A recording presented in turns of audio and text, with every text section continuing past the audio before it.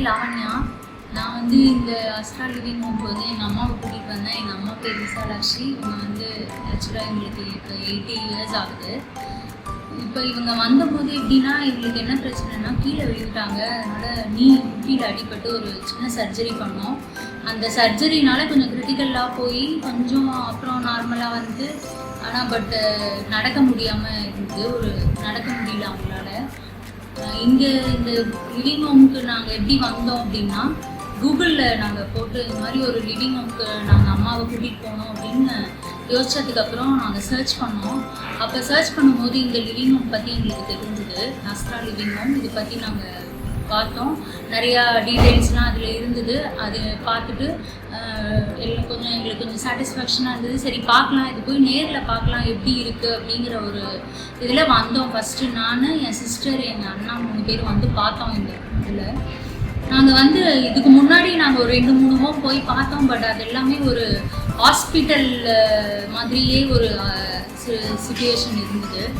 இந்த ஹோம் மட்டும்தான் கொஞ்சம் ஹோம்லியாக இருந்தது. ஒரு வீடு மாதிரியே இருந்தது. ஸோ வீடு மாதிரியே இருக்கும் அப்படின்னு ஒரு ஃபீல் ஆச்சு. ஸோ நாங்கள் இதை செலக்ட் பண்ணி எங்கள் அம்மாவை கூட்டிகிட்டு வந்து விட்டோம். அம்மா இங்கே வரும்போது அம்மாவை ஆம்புலன்ஸில் நாங்கள் கூட்டிகிட்டு வந்தோம். அம்மாவால் நடக்க முடியல. ஸோ இங்கே அப்படியே ஆம்புலன்ஸில் தான் கூட்டிகிட்டு வந்தோம். ஆக்சுவலாக நான் எங்களோட எக்ஸ்பெக்டேஷன் என்னென்னா, அம்மாவை இங்கே நல்லபடியாக பார்த்துக்கிட்டு அவங்கள கொஞ்சம் கொஞ்சமாக நடக்க வைக்கணும் அப்படிங்கிற ஒரு இதில் இங்கே கொஞ்சம் வந்தால் அம்மாவுக்கு வந்து கொஞ்சம் கேர் வேணுமா இருந்தது.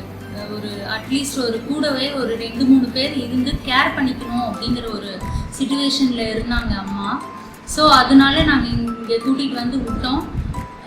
ஓகே, இங்கே வந்ததுக்கப்புறம் அம்மா கிட்ட நல்ல இம்ப்ரூவ்மெண்ட் இருந்தது. பட் இவங்களோட இந்த ஹோமில் இருக்கிறவங்களோட ஹார்ட் ஒர்க்னாலையும் அவங்களோட கோஆப்ரேஷன்னாலையும் அவங்க போட்ட எஃபர்ட்னாலையும் இங்கே இவங்க அம்மா வந்து கொஞ்சம் கொஞ்சமாக அவங்க நார்மலாக கொஞ்சம் கொஞ்சமாக நடக்க ஆரம்பித்தாங்க. இங்கே டாக்டர் விசிட் இருக்காங்க. டாக்டர்ஸ் வந்து பார்த்துக்கிட்டாங்க. ஃபிசியோ வந்து எக்ஸசைஸ் பண்ண வச்சாங்க. எல்லாமே இங்கே நல்லா இருந்தது. நல்லா பண்ணாங்க. எல்லாமே நல்லா மெயின்டைன் பண்ணாங்க. கூடவே இருந்து நல்லா பார்த்துக்கிட்டாங்க.